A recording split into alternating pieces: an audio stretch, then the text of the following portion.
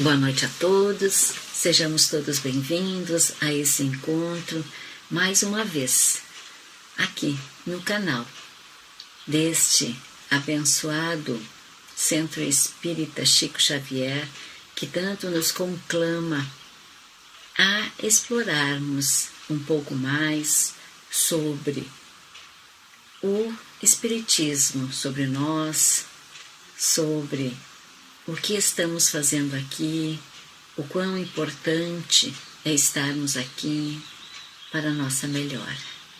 Eu sou Sandra Garcês, trabalhadora da Seara Espírita, e falo hoje da Barra do Ribeiro, aqui do ladinho de Porto Alegre, Rio Grande do Sul. E vos convido, então, para que possamos pensar um pouquinho, fazer a nossa prece, que nos unamos nesse momento, pedindo a proteção e o amparo de Jesus Cristo, através dos seus trabalhadores desta seara incansável. Permita-nos, Senhor, hoje te recebermos em nossos lares, assim, com as tuas bênçãos sendo derramadas também sobre os nossos familiares e dando-nos a oportunidade de, envolvidos nesta luz, sentir a tua presença junto de nós. Fortalece, Senhor, aqueles nossos irmãos que porventura não tenham um lar, ou que seus lares sejam as ruas. Conforta-os, Pai, para que também compreendam tamanha provação nessa encarnação. E que assim possamos explanar o Evangelho, sabedores que o aprendizado se faz no momento em que queremos e que nos colocamos à vontade para as reflexões e mais tarde a mudança tão falada da nossa reforma íntima. Muita paz e muita luzes, e continuemos então envolvidos nesta tua luz para falarmos hoje sobre o tema proposto. E o tema proposto desta noite é aquilo que muitas vezes nos faz pensar. Por que eu? Por que nós? Por que isso me causa tanta aflição? E num período desse, quando nós passamos por turbulências em âmbito mundial, muitas vezes perdemos ou enfraquecemos a nossa fé, dizendo: por que comigo? Será que Deus perdeu o controle deste mundo que Ele fez para todos nós usufruirmos? Então, o tema proposto para as reflexões deste encontro é a aflição. Por que as temos? Elas realmente são necessárias? E como eu posso superá-las? Então, que juntos possamos fazer essa troca. Embora seja esse canal virtual, com certeza junto de nós estamos envolvidos no amparo divino. No livro Caminho, Verdade e Vida de Chico Xavier, que Emmanuel nos trouxe, e na citação lá da primeira epístola nos coloca: mas alegrai-vos vós no fato de serdes participantes das aflições do Cristo. Imaginemos que Cristo, naquela época em que esteve junto de nós, quantas aflições ele as teve. Imagine que o preparo dele para vir estar conosco no plano terra também foi cheio de pavores e desafios. Mas quem somos nós para falar no Criador, no governante deste planeta, não é? E aí a gente se pergunta, o tema das aflições, que é o tema que perpassa essa grande obra do Evangelho que temos em mão, segundo o Espiritismo. E é nesse capítulo 5, aonde ele vem nos falar de bem-aventurados os aflitos, penso que é o tema que mais nos toca, dado a nossa condição ainda de seres sofredores, em que no mundo de provas e expiações ainda nos encontramos. E aí nós por muitas vezes nos perguntamos, qual é a função da dor? Qual é a função que abate? Qual é a aflição que nos abate a todos nós, seres aqui na Terra? Desde o mais favorecido materialmente, até os que passam por privações e aqueles que vivem na pobreza ou até mesmo na miséria, e como da nossa oração, aqueles que o seu lar é a rua, a estrada, debaixo da ponte. Eu gostaria de dividir com vocês no item 4 do capítulo 5, aonde diz: causas atuais das aflições. As vicissitudes da vida são de duas espécies, ou se assim se quer, tem duas fontes bem diferentes que importa distinguir. Umas têm a sua causa na vida presente e a outra fora dela. E aí diz: remontando à fonte dos males terrestres, se reconhecerá que muitos são a consequência natural do caráter e da conduta daqueles que os suportam. Quantos homens tombam por suas próprias faltas? Quantos são vítimas de suas imprevidências, de seu orgulho e de sua ambição? Quantas pessoas arruinadas por falta de ordem, de perseverança, por má conduta, por não terem limitados os seus desejos. Quantas uniões infelizes, porque são de interesse calculado ou da vaidade, com as quais o coração nada tem. E aí, continua. E aí no item 6 diz: causa anterior das aflições. Mas, se há males dos quais o homem é a causa primeira nesta vida, há outros, pelo menos na aparência, que lhes são completamente estranhos e que parecem atingi-lo como por fatalidade. Tal é, por exemplo, a perda de seres queridos e de arrimos de família. Tais são ainda os acidentes que nenhuma providência poderia impedir.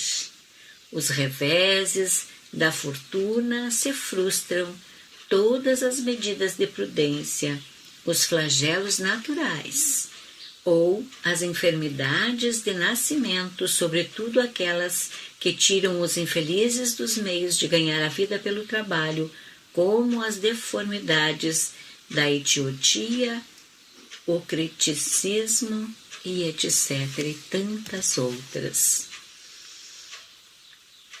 E aí, a gente vai fazer um comparativo das causas aflições e das causas anteriores.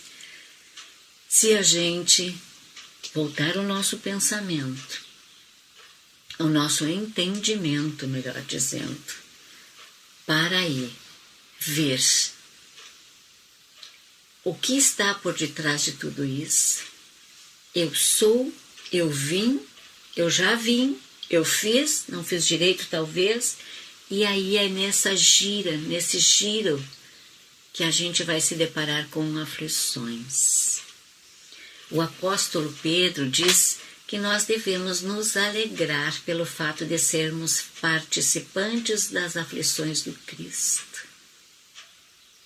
E ele está aí, considerando um processo de sublimação que a dor provoca em cada um de nós. Não é a ideia de sofrer por sofrer, como se fôssemos masoquistas, mas sim um processo de purificação. Porque quando eu descubro que eu sofro, é porque alguma coisa em mim despertou. Então, porque se eu não entendesse isso, não despertaria, eu não sentiria o sofrimento. Nós sabemos que tudo na natureza sofre alteração. Tudo recebe a ação de uma força exterior ou de um impulso interior que nos leva a uma condição de aperfeiçoamento ou para mais nos aperfeiçoarmos. E essa força, ela é dolorosa, porque o processo de desacomodação é de aprendizado. E como nós temos dificuldade de desacomodar, né? Nós estamos bem sentados, bem confortáveis, sofro, mas estou aqui. Então, fazer esse movimento, essa cadeia de movimento ainda é um esforço. Tá? Porque toda a construção, ela exige trabalho, ela exige esforço, e todo esforço tem de ser com dor. Porque quando a nossa consciência está mais iluminada, o impacto dessa dor vai sendo suavizado. A gente sente latente em nós isso. E muitas pessoas têm uma resiliência assim, muito grande. Tem uma capacidade de nos adaptar, de se adaptar, não é, a determinadas situações. Uma maturidade espiritual maior, digamos assim. E aí consegue suportar as situações que outras pessoas não suportariam. Porque aquela pessoa mais madura, né, já tem, digamos assim, condições, músculos espirituais para aguentar assim, um peso maior. Porque Deus, com certeza, não dá fardos pesados a ombros fracos, né? Mas esse processo é doloroso porque ele requer trabalho, requer uma mudança de sentimentos, de atitudes. É necessário que essa máquina se mova. Lembrando que todos os processos das dores físicas e humilhações de que Jesus passou, se a gente vai se colocar lá, enquanto aqui na terra ele esteve, nas mãos dos homens que não conheciam a sua grandeza, as quais nós hoje, ou mesmo naquela época, não teríamos condições de aguentar. Quantas humilhações ele passou, nós aguentaríamos? Será? Frequentemente a aflição é a nossa própria ansiedade, projetando no futuro, mentalizando algo de ruim que vai acontecer, e em muitos casos nem chegam a surgir. Nós sofremos por antecipação quando a gente move, quando a gente pensa, quando a gente está agitado em determinada situação, né? E essa dor, ela vem como um alerta. A dor física né? Anuncia que algo em nós não está bem e precisa de melhora, de cuidados, de medicamento, né? E o processo espiritual, ele está associado à dor e ao sentimento. Então, se o nosso corpo não responde bem, é porque o nosso órgão está debilitado. Mas se o nosso órgão está debilitado, é porque aquelas anomalias do espírito, das dores, dos sentimentos, porque tudo é fundo emocional, não é? Então, isso está associado a esse movimento todo. O espírito de André Luiz, no livro Ação e Reação, ele nos coloca que a dor pode ser vista sobre 3 aspectos. Ele fala da dor expiação, que vem de dentro para fora. Ela é consequência do nosso desequilíbrio mental, do mal ou do bem que nós tenhamos procedido, e estão associadas às encarnações passadas, sendo o resgate do mau uso do nosso livre-arbítrio. Não agimos corretamente, não agimos bem, ela é uma consequência, ação e reação. Ele fala que a dor evolução. O que é a dor evolução? É que atua de fora para dentro, que ela vai aprimorando, ela vai polindo o nosso ser, né? Sem a qual não existiria o progresso. Então, para alavancar o progresso, há de ter mudanças, né? E nesta estão associados os remorsos, o arrependimento, o sentimento de culpa. E enquanto é a primeira consequência de um mal alto, a segunda é a do fortalecimento para o futuro. Porque eu acho que todos nós, porque aconteceu comigo, deve acontecer com todo mundo. A gente caiu, sofreu, mas levantou-se, fortaleceu e vamos de novo. Essa é a dor evolução. E ele também diz, André diz, que nós temos a dor auxílio, que são as prolongadas dores no envoltório físico, seja para evitar a nossa queda novamente, né, naqueles deslizes que a gente comete, naqueles erros, na nossa negligência, daqueles todos os tipos cometidos, ou seja para o serviço preparatório da desencarnação, a fim de que não sejamos pegos de surpresa na transição para a morte, quer dizer, na hora do desencarno. Nós temos que estar preparados, nós temos que mudar, que pensar. E para que a alma se recupere de certos enganos em que ela tenha infringido, né, nessa existência, faz-se necessário reflexões para o retorno, para o preparo do retorno à pátria espiritual. Nós sabemos que nós teremos de voltar, que aqui não é o nosso local, mas nós temos que estar preparados para isso. Nós vemos tantas pessoas trabalharem anos a fio. E aí penso, quando eu me aposentar vou fazer isso, quando eu me aposentar vou fazer aquilo, quando? Às vezes se aposenta num dia e desencarna no outro. Nós não temos esse preparo para o pós-trabalho. E muitas vezes nós não conseguimos fazer essa reflexão, porque todos nós deveríamos ser submetidos a um preparo para parar de trabalhar. A gente teve um dia cheio, outro cheio, outro cheio, e de repente a gente para e diz, e agora o que eu faço? Então é o preparo para isso. São as reflexões para o retorno à pátria espiritual quando da desencarnação. E aí nós devemos, sim, partir do princípio de que elas são justas.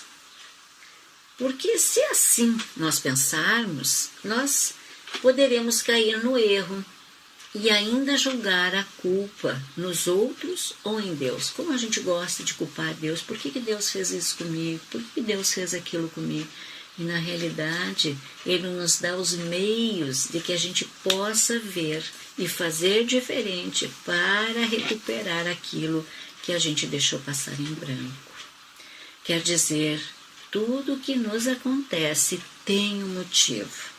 E embora nem sempre nós saibamos explicar, nós não a clareza para isso, né? Que a busca do bem material é somente para a nossa subsistência e às vezes nós qualificamos e colocamos ela num pedestal aonde eu preciso manter a minha casa física, eu preciso ter isso, ter aquilo, ou no nosso corpo físico, né? Sem muitas vezes compreender que eu vou ter tem que ter aquele material para a minha subsistência, para eu estar protegido das intempéries, para eu estar alimentado, para ter um trabalho para subsidiar isso, para cuidar do meu corpo legal, né? Nós temos que ter em mente sempre que nós sofremos a lei da ação e da reação. Nós somos o resultado de ontem e podemos nós hoje estabelecer como serão amanhã. E quantas vezes nós gostaríamos de saber quem fomos? E quantas vezes nós gostaríamos de saber o que será do futuro? E aí agora me lembro de uma fala de Chico Xavier, quando ele conversava com duas senhoras, e as duas senhoras, uma dizia: mas Chico, você sabia que eu fui uma dama da alta sociedade? E a outra: você sabia, Chico, que eu fui a rainha, fui uma condessa? E Chico, naquela tranquilidade, disse: eu sabia. Sim, ambas foram da alta nobreza, porque as lavadeiras, aquelas que convosco estavam, não estão mais aqui, estão em outro plano. Quer dizer, quanto maior a nossa conquista material, menor. Talvez seja a nossa humildade. Não julguemos, mas vale para a reflexão. Então, nós devemos saber ou partir do princípio de que elas são justas. Se assim não pensamos, ainda nós vamos correr o risco de fazer errado. E se tudo é resultado da minha escolha, é minha responsabilidade fazer melhor e fazer diferente. E é daí que eu vou entender que a minha aflição é de algum ato tomado, como a gente diz, tempestivamente. Porque nós somos, muito rápidos, pensamos que tem que ser assim, que se fosse comigo eu faria isso ou aquilo. Mas se fosse comigo, eu prestaria mais atenção. Onde estou vivendo? Como está a minha relação? Por que é que eu estou sofrendo tanto? Será que realmente Deus, com a sua infinita bondade, me oportuniza a vinda, me dá um corpo sadio, me faz eu estar com uma família e vai querer que eu sofra? Com certeza não. Com certeza os percalços do caminho Somos nós que fazemos, somos nós que providenciamos, ainda com aqueles sentimentos não tão bons, guardando mágoas e rancores, ódio e violência. Então é necessário que eu comece a pensar, a refletir.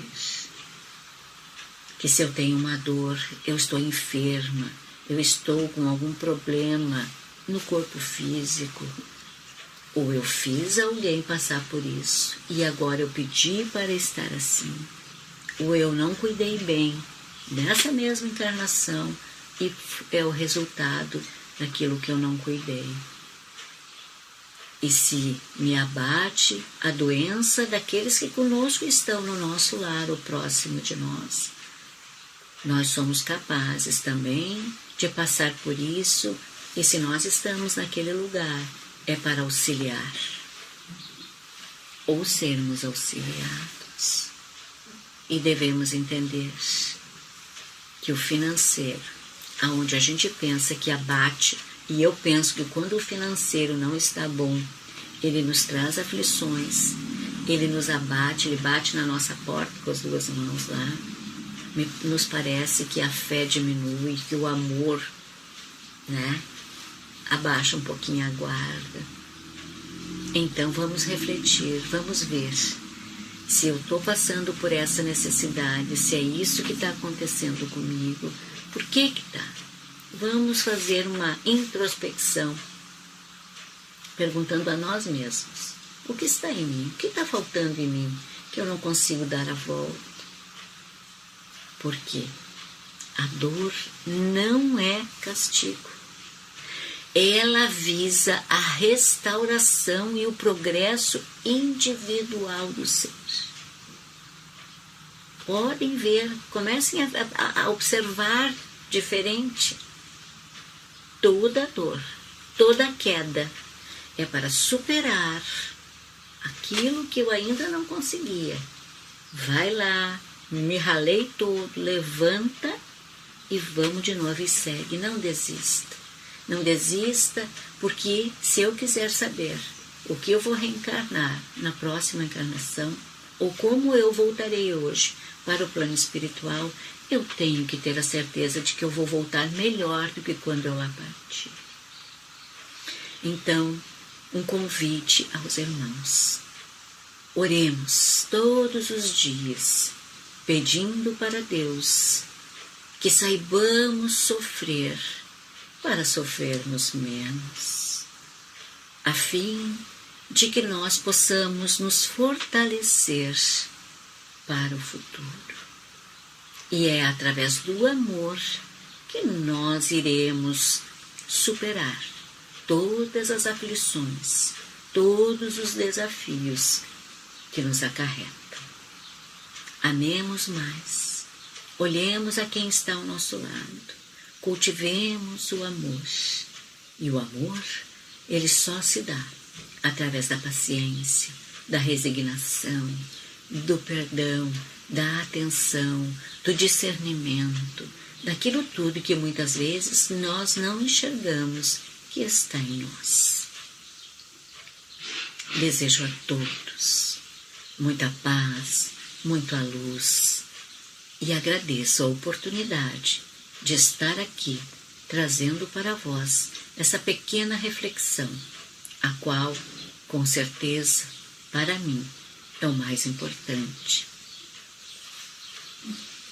Convido-vos então para a prece de encerramento, dizendo: Amado Mestre Jesus, Tu que és o governador deste planeta, envia os Teus emissários do bem para aclarar a nossa mente e o nosso coração, que possamos colocar para fora todas as mazelas, destruindo em nós aquilo que não contribui para o bem. Mas que os Teus bálsamos, que as tuas luzes, que o teu discernimento seja o nosso, a nos envolver nesta caminhada terrena, aonde precisamos 100% do teu auxílio. Que caravaneiros do bem possam nos auxiliar no nosso lar, no nosso trabalho, no nosso local de estudo, bem como a todos aqueles que conosco estão também na caminhada rumo ao progresso. Obrigada por mais um dia, Senhor, poder conversar contigo. Paz e luz a todos nós hoje e sempre. Que assim seja.